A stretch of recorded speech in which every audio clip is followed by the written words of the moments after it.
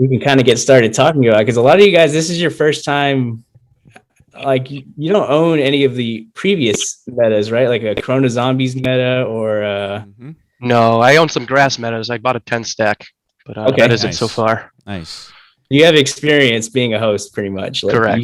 You understand the whole process, and so yeah, the concept behind creating metas and having people in the community hosting them. This is going to be a long living, I think, prospect for landowners in the metaverse. At least that's our goal, is to make it that. So if you understand that process, then for sure Rovi's won't be much more difficult, to understand. It's gonna be the same stuff, just a different experience, right? A different game ecosystem.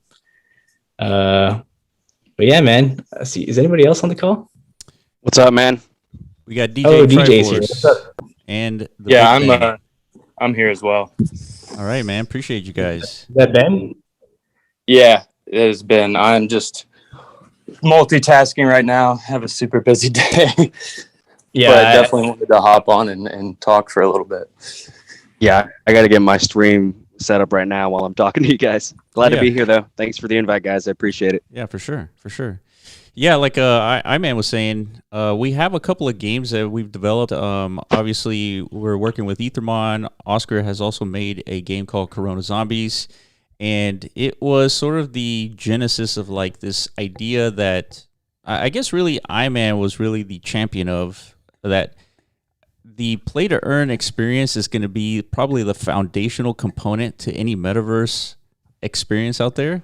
And we think that the play to earn aspect of any game is going to be the reason why people play the game in the first place. So it has to be done, and we think there's a way for it to be done sustainably. And yeah, so that's what we're trying to do with Rovi's. I think the whole 10K project aspect of it is a brilliant idea. And it's probably the fastest way to kickstart a community, as you know, we're bearing witness of this right now. And yeah, so now we're here to kind of talk about sort of the gameplay aspects of the game, the sustainability aspects, how the community can contribute, what sort of like technical skills are sort of required to like contribute at a deeper level, right? And yeah, just kind of hear your thoughts on so far, what you understand about Rovi's, things that we're probably not doing right that you guys are seeing that we should change. So yeah, these are the topics that I'm personally interested in. So yeah, I mean, anything else that you kind of want to hear or talk about? I guess let's structure it out. First things first. Is this a good day to do these things, or is Saturday better? Like, we need to find a good day. Normally Sundays are great for me. I just have to go pick my girlfriend up from the airport here in a few minutes, but normally that's not a thing. So Yep. Sundays are good for me as well. All right on. So I think we'll maintain it Sunday 1 p.m. Central. Yes, that's perfect. Yeah, like let's get a POAP going for these things, like every other event in Decentraland, and yeah, man. Eventually, we want to build like a nice HQ. Like, we have our MetaZone tower, and it's. I mean, that's our baby, right? We it's like our main showcase playground of like the games we built in the past. But I think it's time for a new HQ. I don't know, but that'd be a good idea, like so we can all meet in World, you know? Yeah, of course. Rovi and the plans that you guys have already laid out for the project deserves its own like mecca. Oh yeah. Its own mecca. So yeah, maybe we be topless. Yeah. Like a whole city. Oh wow. Yeah, a whole city. Yeah, it's funny. We had the opportunity not too long ago to have our own district, but we kind of passed up on that prospect for some reason. I guess because we didn't really.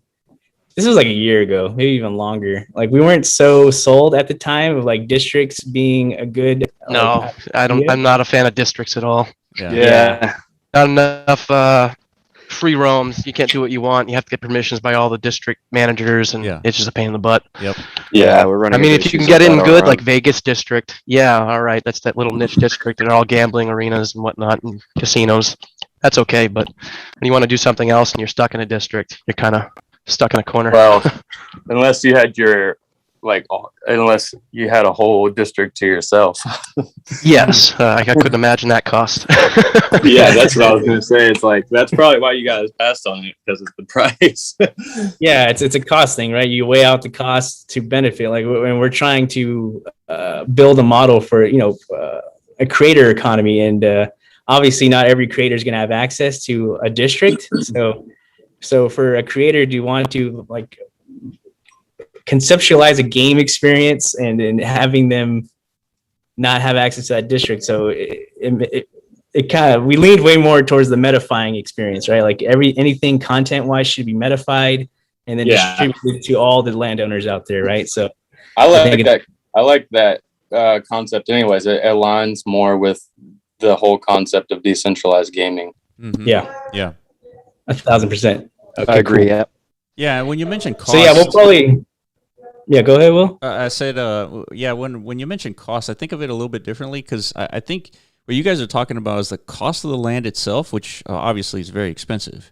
But the real cost, which I think is what makes this building out districts so difficult, is the fact that you're burdened with the responsibility of building it out. So that means you got to pay for the 3D development, the design of the game, all these little things that you're not aware of when you're thinking about making a game on like in a metaverse, especially on a district. Like it's a huge amount of cost, and that goes beyond just the land itself. So when we were offered this district, the first thing that we were thinking was like, what are we going to put in there? And like we have a bunch of like 1x1 experiences. At the time, we had a few things in MetaZone, but it's like, I mean, this is like a huge district. We're not going to populate it with a bunch of 1x1s. Like, what are we going to do? It's like, well, we couldn't really figure anything out. So we're like, yeah, we can't really take this burden on. So we passed on it. So yeah, that's kind of how we were thinking about it. Do you guys regret it at all? No, I don't think so. Will definitely says no. I only regret it in the sense that I don't know. It's ever since we got involved in Decentraland, it seems like we get into this rhythm of like identifying problems and then going gung ho trying to fix them. So obviously, the district problem has been a persistent one since like 2017. Yeah, and we weren't around during 2017. We came in like 2019, but according to legend and lore and history and all this stuff, like. That was the big vision of Decentraland back then. It was the district concept, right? Half of the lands were allocated to districts. Yeah. So it's like back then people were coming up with these awesome visions for these big district worlds. But yeah, like none of them except Vegas City has really come to fruition. Ethermon's on its way. So, I mean, it's obviously a huge problem, but like Will said, we're already trying to solve too many other problems. So adding on that to the freaking bucket list, dude, like maybe later. Yeah. Yeah. That's the way we're thinking about it. Yeah, and to add to that, MetaZone does have district-specific features that allow anyone to deploy their content on any district. So if a district is cooperating, you could take your metas, anything from like Rovi's to Corona Zombies, and you can deploy that at participating districts. So that was a feature that we tested out with a different district that sort of, I guess they ended up selling their land as soon as they could. So, Ethermon's going to be taking advantage of it, so we might see some deeper community collaborations at the Ethermon level. But yeah, I mean, there's a lot of these solutions that MetaZone has that we're thinking about a lot of the problems that we're seeing, like specifically districts, and we're trying to get the community involved, because I think that's what's going to make the difference. That's how you're going to build the district, is through the community, because I personally think it's just too expensive, and it's going to be hard to recover that cost just by district activities itself. So that's kind of how we were thinking about it. Yeah, that makes sense, because I mean, like you said, for one, a district is a huge, like a huge plot of land. It's like, how do you fill that and put enough content in there to make sure that it, every little piece of that district is actually being utilized and players are, walking across it, because, you want players to be active on that plot of land. Because, I mean, I know in this space, we're all in the back of our heads thinking of how we're earning, and you want activity on the land to be able to earn. I like the way how you just kind of meted it out. You know, for example, I'm a big part of the Kevin on Earth and Decentraland report Shout out crew. Kevin. Yeah, shout out Kevin. And we're going to have like a whole little Rovi area next to the Decentraland HQ where we're all going to like, you know, put our transporters out on there. So Hell yeah. Beautiful. You know, what's great is the community is doing this on their own, right? Like it's organic, it's natural. Mm-hmm. Like Rovi and you guys aren't telling us to do these things. We just want to because of the project and how much we support it and how much we're behind it. Like we see potential, I think, that other people might not see. You know, there's more incentive to support a project that does reward its players for their time. There's not many projects like that. And to be able to merge the metaverses in a way with the transporter, like that's so cool. When Third Eye explained that to me, I was instantly on board. Hell yeah. Yeah. Yeah, it's another interesting aspect is the interoperability of these experiences. Like obviously we're gonna start it out with Decentraland just because it's native to us at this point. We've been very focused on Decentraland for the last 2 years, but we know we've already known for a while, like the metaverse doesn't begin and end at Decentraland, right? This is going to be an expansive ecosystem with tons of different virtual worlds, and we think the meta concept has to become a native tool to the metaverse that we're conceptualizing. So the Rovi Matrix metaverse is like the first step, I think, to like creating these bridgeable assets and experiences. But yeah, like I'm glad you guys recognize that because Absolutely. Yeah, it's obviously a huge feat. Again, it's another problem that we've identified. It's like, how come we can't easily put metas in the sandbox or in Somnium space or crypto voxels, right? There's a problem there too. Like all these metaverse creators are creating siloed ecosystems that it's just not so easy to port stuff between.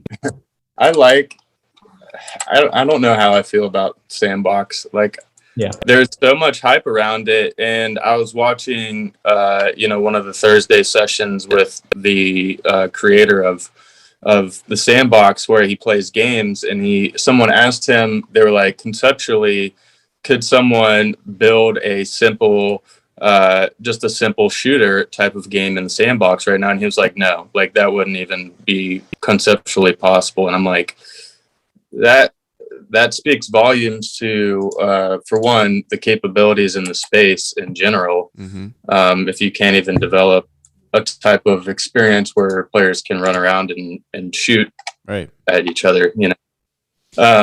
And it's interesting because it is very like siloed off in that space particular, I feel like.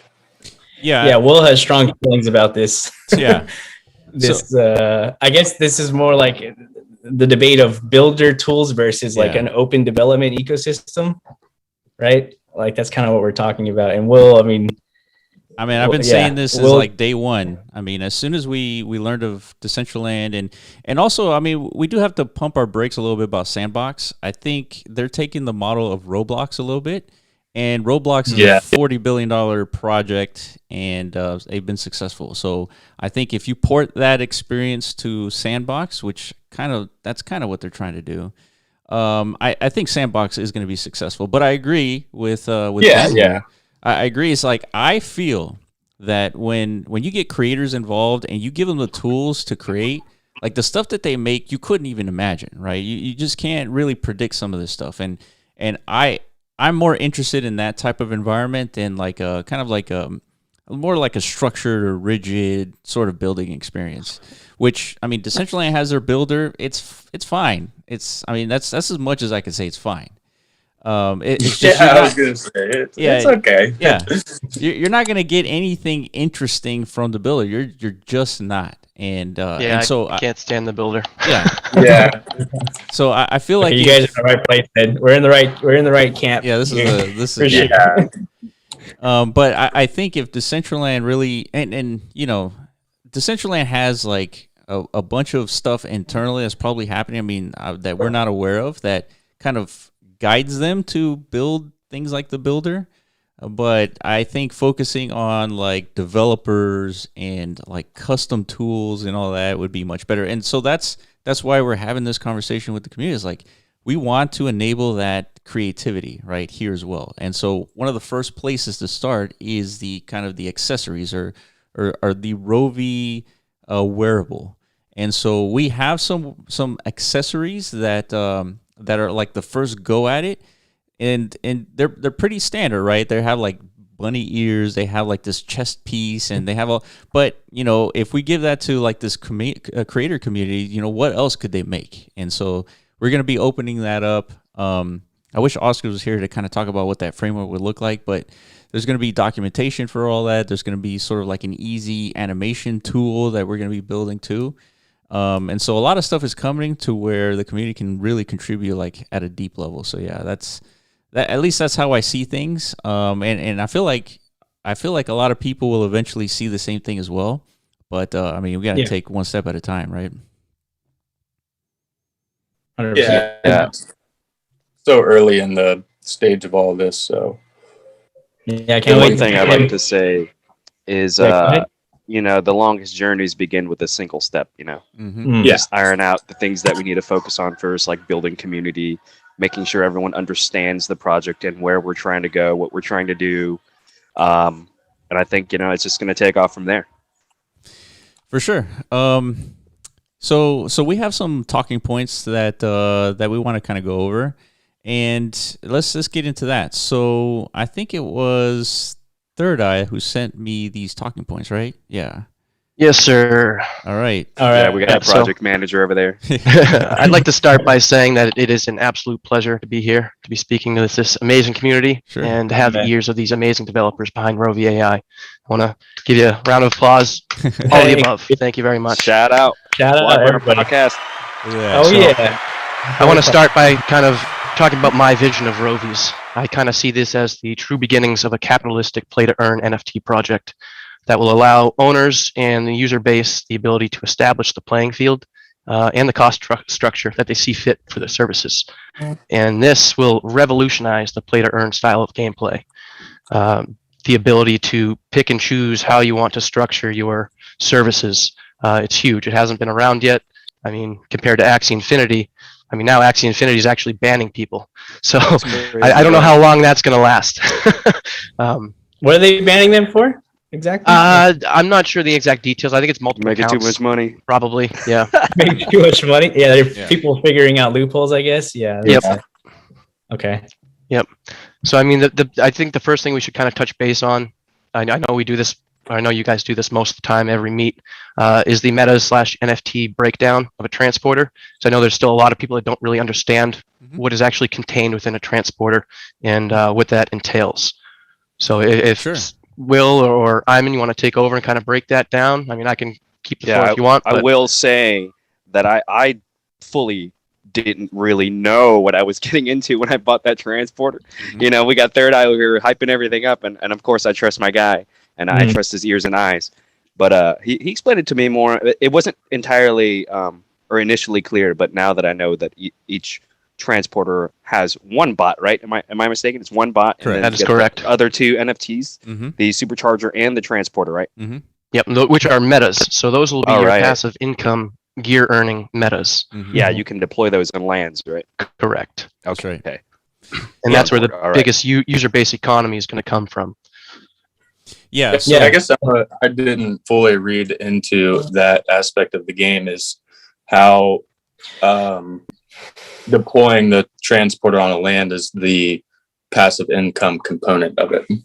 Yeah, and that a lot of that, I was going to say a little of that is our fault, but a lot of that is our fault in the sense that we haven't completed the versus page to the MetaZone platform to our desired state, because Ethermon is leveraging MetaZone technology, and their community is also having issues understanding like the whole cohesive scheme of the game in the metaverse, because it's difficult, right? You create these individual components of content of the game, and then you release them, you allow landowners to purchase them and host them. And but obviously, Ethermon has three or four metas currently, but that's not the game. The game is in construction. There's going to be many more metas created and deployed and hosted, and all together creating this interactive game experience, right? That's distributed throughout the metaverse. So our fault is in not giving enough creator tools to properly display this cohesive like meta map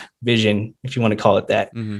Right. So we have to rely on like these community calls to do these explanations or Medium articles, stuff like that. And sometimes these fall on, I don't know, it's just so much to explain. It's kind of hard to encapsulate it all. So Yeah. a lot of that's our fault. Like we haven't figured out the exact formula yet to like, easily explain. Like if you guys play Steam games, Dan, you guys play on Steam? Come on now. I Come was just on. playing. Oh yeah, I was just playing New World open beta today. Okay. Nice. That's kind of the vision we have in mind. Like MetaZone becoming a Steam-like platform. Like if you go to any game on Steam Yeah. and you kind of it's a new game, right? It's a newly released game. You click on it and it gives you so much information about how the game is played, all the different, I don't know, marketplace items that you could buy and trade in the game, stuff like this. Like there's so much detail that Steam allows their creators to display. That's kind of what we haven't provided yet for MetaZone. So we're on our way to that. It's on our roadmap. It's just so many other things we need to do before we get to that point, Yeah. So I have 3 base talking points that would be great to get to. The biggest and most exciting part is the user-based economy, which this really brings a sense of capitalism to the economy structure that allows all the meta owners to charge, again, what they deem reasonable for the services. So say you have an arena set up or just a charge station and you have 20 superchargers there and everyone around you has less than that. Obviously, the Rovi player base is going to want to go to your place to charge quicker. So you can kind of toggle the numbers, deem fit. I mean, supply and demand at that point, correct? Obviously, you don't want to be a dink because then they won't go to your place and they'll charge for a little less money for slower, or less gear, I should say. So that's the hugest part about this user-based economy that everyone is just so excited about because they're all going to be feeling 100% involved in this project. It's not just going to be, oh, let me buy this NFT and play with it. You know what I mean? Yeah. We're actually going to be help structuring and moving forward with this whole project itself. Yeah. That's what I love about this entire space. You mentioned Steam games, and I think pretty much most people in the DeFi gaming play to earn space right now are avid gamers. We're definitely early adopters in this space for sure. And I think a lot of us transferred over from traditional gaming. Like prior to this year, I was a huge gamer. That's why I went from an Xbox and got a Omen laptop with the capabilities to play games because I was playing Steam games and Xbox games. And looking back now, I'm like, fuck. Why? I wish I had all that money back that I put into those kind of games so I could put it into DeFi gaming now because that's all I do now. And all of my friends that try and still get me to play other video games, I just try and convert them to this because I'm like, listen, man, think of all the time that you're putting into that. Yeah, where you exactly. don't even have a say so in what kind of content comes into the game too. Yep. And you're putting time, you're not getting rewarded, you're buying these Fortnite skins, these Call of Duty skins, and you're not actually owning that. You'll never see a return on that.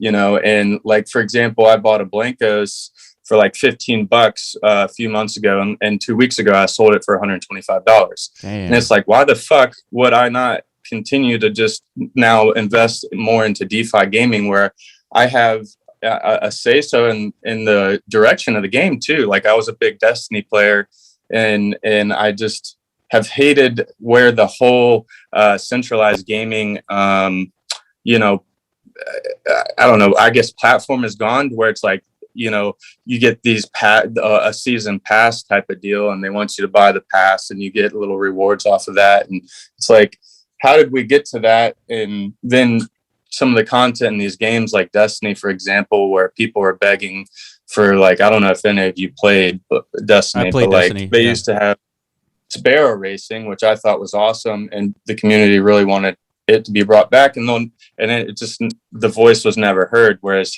these type of games, you can actually like vote, essentially through like a DAO.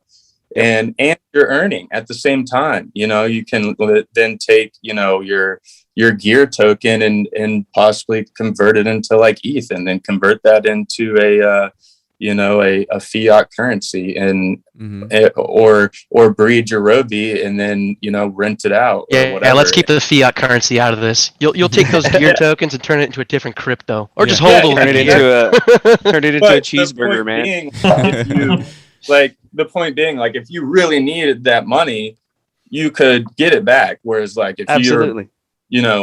if like I needed the money, that's why I sold my Blanco, because like I needed to pay a bill, and it's like you have the capability to do that if you so want to, and you're not just dumping hours and hours and hours of your time into this game that you'll never see a return from, and you're still going to have fun. Like I bought a couple of asteroids this morning for a game called Influence that I think is going to be pretty big, that YGG actually bought an asteroid this morning as well.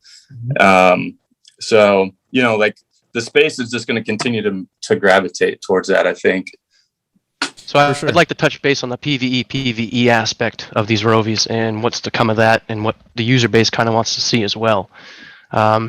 Speaking on PvE first, that's going to be available to all if you have one Rovi. To PvP though, you will need 3 Rovies, and this is where a lending services that I'm structuring that will be only available at the arena I'm designing will come into play.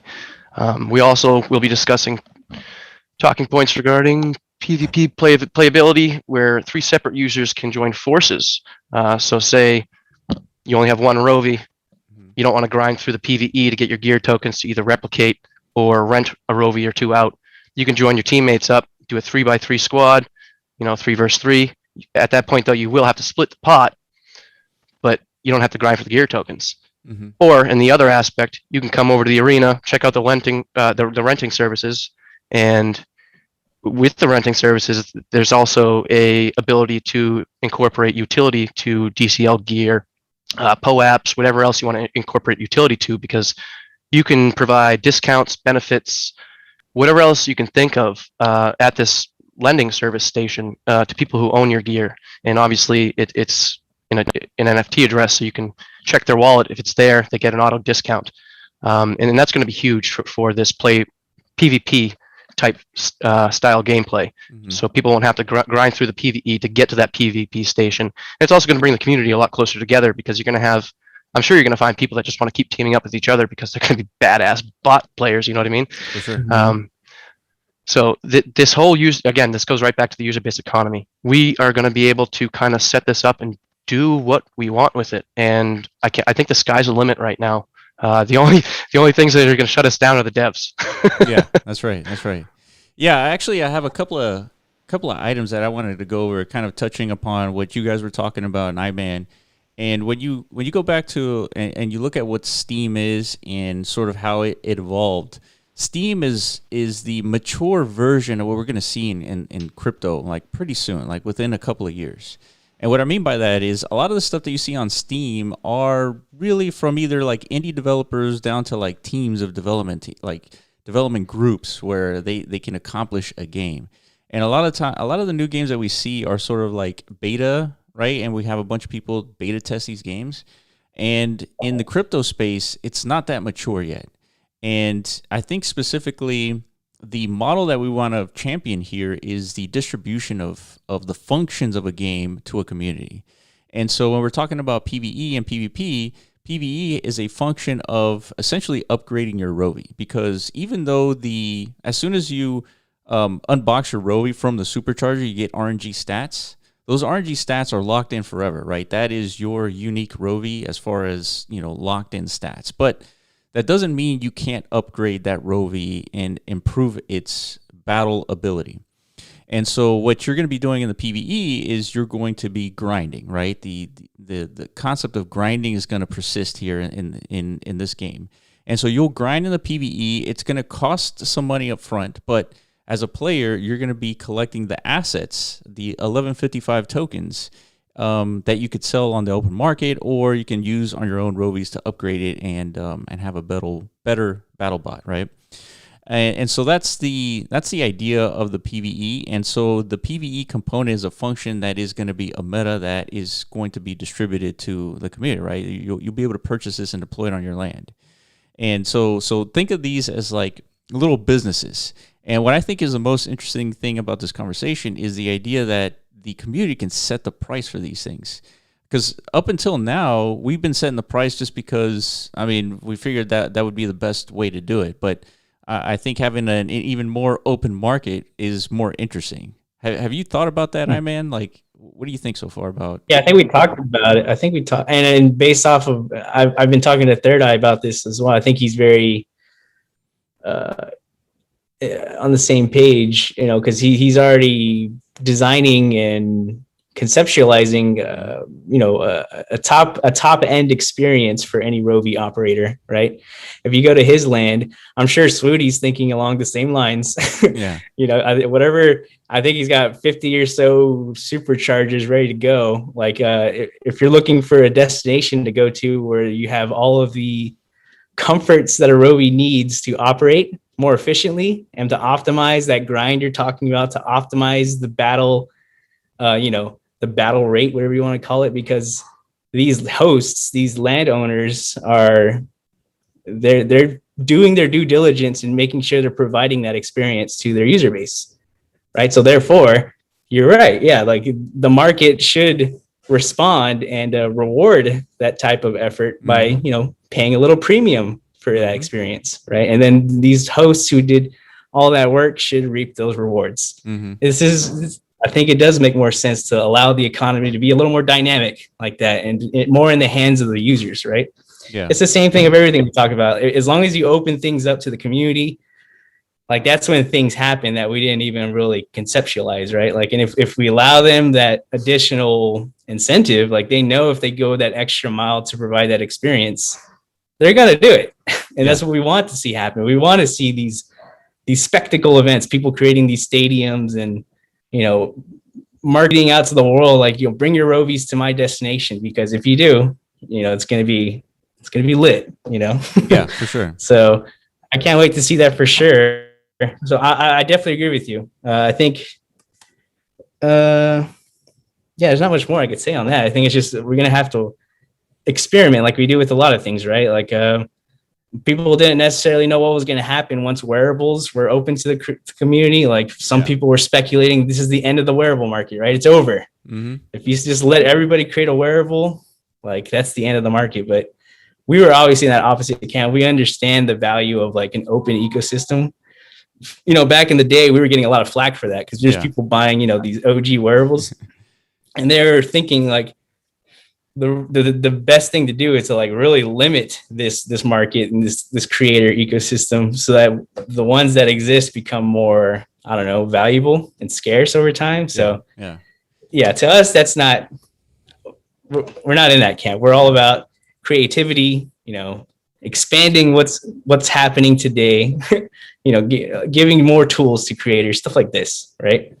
Yeah, and I think another element to this is the ecosystem of crypto parts that make this game possible. And in the sense that there's 721 tokens, there's going to be 1155 tokens, which are the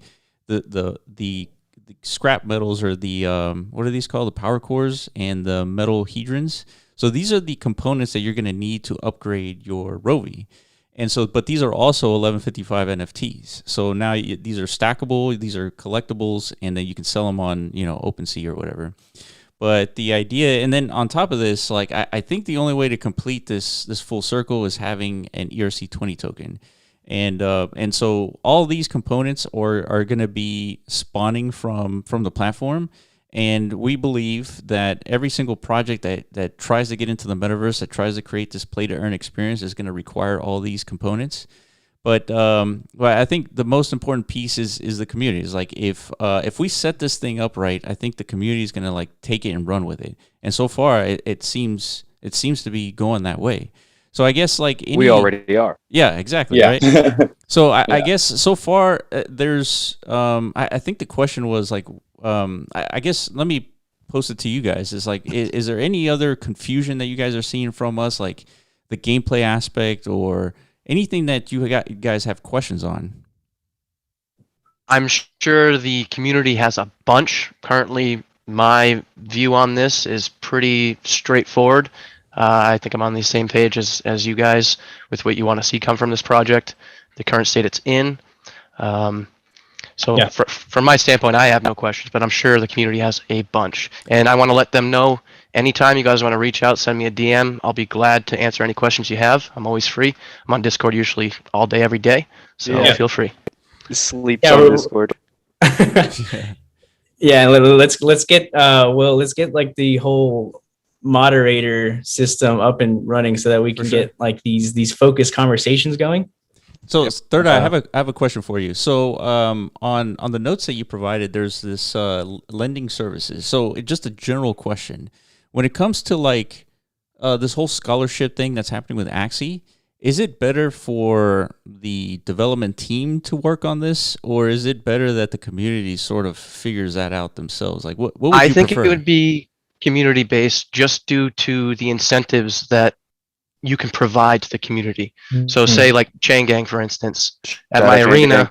shout out Chain Gang. At my arena, if you own any Chain Gang wearables or any of my wearable gear, as long as it's legendary or up, you will be getting discounts and benefits on these lending services, which at that point, the devs wouldn't be able to provide. That's going to be a user-based provision. Interesting. So I think this user-based economy is going to help this whole project to expand exponentially. Okay.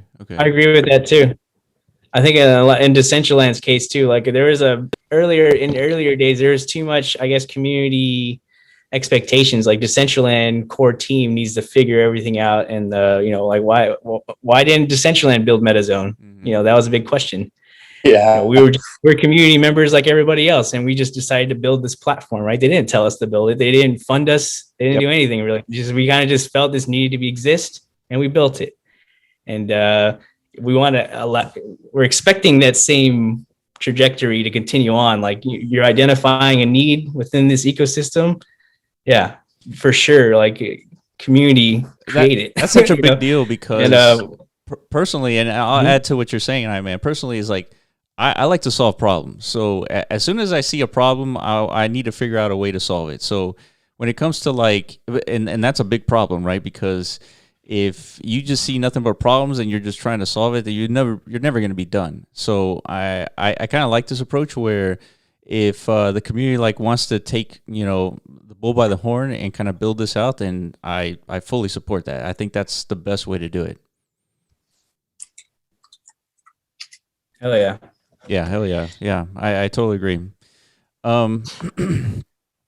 Anything else, Third Eye? Who was it that needed to leave in a few minutes? It was Big me, Bad. but I have a few extra minutes as well. All right, cool. Now, yeah, So yeah, the flight got delayed, so Yeah. cool. which I'm cool with. Normally, yeah. Like- The idea was to have Oscar on here too, who, of course, he is the end all be all to a lot of what's happening at the moment. So we're definitely gonna like as soon as he is available. Luckily we're recording all these conversations, so we can get it straight into his brain. Yeah. He could start immediately because this is why we do it, because this is what he tells us. Like, and we see this. A lot of his development decisions are directly, what you guys have been asking for. The whole accessory thing, he built that because the community asked for it, right? Like he didn't know whether or not that would be something people wanted, so we asked, and clearly it was in demand, so he built it, and we're going to expand on it, create that creator tool for it. So yeah, the whole idea is we definitely want more community feedback, suggestions, all this stuff, because it actually does have an impact. You know what I mean? It's not just, this isn't like a show, is what I'm trying to say, just to kind of like give everybody like the perception like the community has a voice. Like the community actually does have a voice in this case. It's going to dictate a lot of our development roadmap. And because we're keeping it flexible for a reason, right? We have a roadmap, but we already changed it once, right? So we want to maintain that flexibility, and depending on what you guys think needs to happen next, that's, I think, should be the expectations from these conversations. Yeah, and internally too, we're starting to talk about the PvP aspect of the game, and we're toying around with different concepts of a battle bot. And I guess the question to you guys would be like, what is your expectation from the battle portion of the game, the PvP specifically? Where is it a little bit more active participant, or is it a little bit more like automated battling? Like, what would you guys prefer? I would like to see yeah, active go ahead. turn-based. Yep. Active turn-based. Interesting. Okay. Yes. I know Kind of Iman a is hybrid. a Dota vet, right? He played a lot of Dota. I'm not into MOBA myself, MOBA type games, but I could see Rovi going pretty well if he did 3v3 style like MOBA gameplay. I think that'd be really cool. How each bot could have even like specific moves based off of what superchar or what transporter they came out of. Mm-hmm. I think that'd be really cool. That's interesting. Yeah, definitely. One of the things we've understood by, I guess, investigating actually a little further, it's actually semi-complex of a game. Like the gameplay itself, not so much, but I don't know, like the attributes, the strategy, I guess, or I don't know, like the axes itself are a little complex, a little more than I was expecting. Mm-hmm. So I think people do appreciate complexity in their games, which I do too. Yeah. It doesn't want to be like, you don't want like a brain dead experience, right? Like you want to put some thought. Something you fall asleep to playing. Yeah. Happens to me sometimes. Yeah. Yeah, like for example, this influence game I'm talking about, another one, which also talks about Axie Infinity and the same play to earn concept. Like I literally had to study like I was taking a class and about to take a test for like 4 hours last night. I was up until like 3 o'clock in the morning figuring out which asteroid was like the best to buy. And it's like, like, because there's so many components, right? And there's like all these different types of asteroids, and like you have to actually like read about the game and like challenge yourself to understand it. And like I love how actually in Rovi and all of these other games like Ethermon and the other ones that you've worked on and other ones in the space that are now starting to come on the scene are getting more complex like that, because that is like one of the, I think, greatest joys about gaming, right? Is like figuring it out, is like learning how to play and what you need to do and what's the best strategy and what's the best things to, acquire and things like that. Yeah, I think there's going to be a sort of like span of time where we're going to try different things, because I think the best case would be a turn-based like strategy type game, and then I do like what DJ Triforce was saying in the sense that you have a more automated experience. So we'll try different things, but ultimately it's going to be I think more sustainable would be something like where you kind of like have to strategize a lot more than you would expect. And I think because that adds the value to each of the unique Rovies out there because of their different battle attributes. And so I believe the strategy is going to be kind of like the main component of this gameplay, is like strategizing your roster. And but I guess we'll see like what kind of the community wants to do. I mean, ultimately, because I've seen some automated experiences that have been pretty cool, but I'm more of in the camp of being more of an active player than anything else. But yeah. Let me pose this question too to everybody, because there is because obviously things take priority when it comes to development, and we've been discussing this ourselves for the Rovi Matrix metaverse. Like, is it more? Would the community appreciate more of like a social experience off the rip? Everybody, we're entering these virtual shared spaces. We can see each other with our Rovies. We can communicate. Landowners have the ability to customize their lands and create these unique experiences for people to come visit them.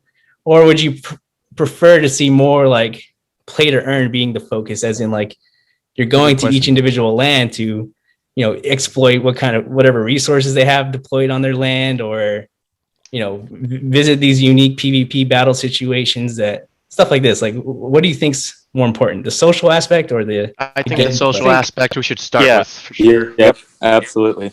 Yep. I think so too. That's what I was thinking. we've heard feedback from other like metaverse creators or like metaverse, thought leaders. I think that is the consensus, is like you start with the social experience, get the community going, get the world incepted. Decentraland kind of started out like this too. It was very social in the beginning, and now we're starting to transition to play to earn focus. So I think that, yeah, I agree with you guys. P-Dub makes it. He says in the chat here, he says both social and play to earn, which can be done, but I think the first initial mole that we whack should be creating a social platform where people can show off their Rovies. Hey, look at my gear. Look at this Rovi I got. Oh, how'd you get that? Oh, this is from a Transporter E or whatever, And then you go, okay, what do I do with my Rovies? Well, come to this land, and they have, some bots you can fight for PvE and gear stuff. And then also, if your bot gets tired, there's superchargers here. Or and then again, like it's going to be it's a meta ecosystem, so who knows what kind of experiences you guys end up creating. We could have Rovi nightclubs, just like we have nightclubs. You know it. I already have that plan, buddy. I already got it planned. I have an 8th floor Rovi arena. Like meetups and events and things like that are totally going to be a part of it, where we're all coming together. I agree with the social aspect of starting with that first, because communities are more important, I think, than earning. I think the space is starting to relax, in the sense that not like most people are getting smarter about what they're investing in terms of like the NFTs they're buying, and looking for projects like Rovi, where they buy into it with a long-term vision already. So the more you can build out the community, like we're already supporting you guys. Like, you had to push back the launch date, and I'm like, honestly, man, that helped me, because I had so many meetings, and I don't really care, because like I for one, I was gifted a Rovi by a community member, so shout out to them. And two, I didn't even have one when I first came on the scene and in the Discord. Like, I just love the project and the vision that you guys have already. So like, we're also early into the space, and I've always tried to stress that to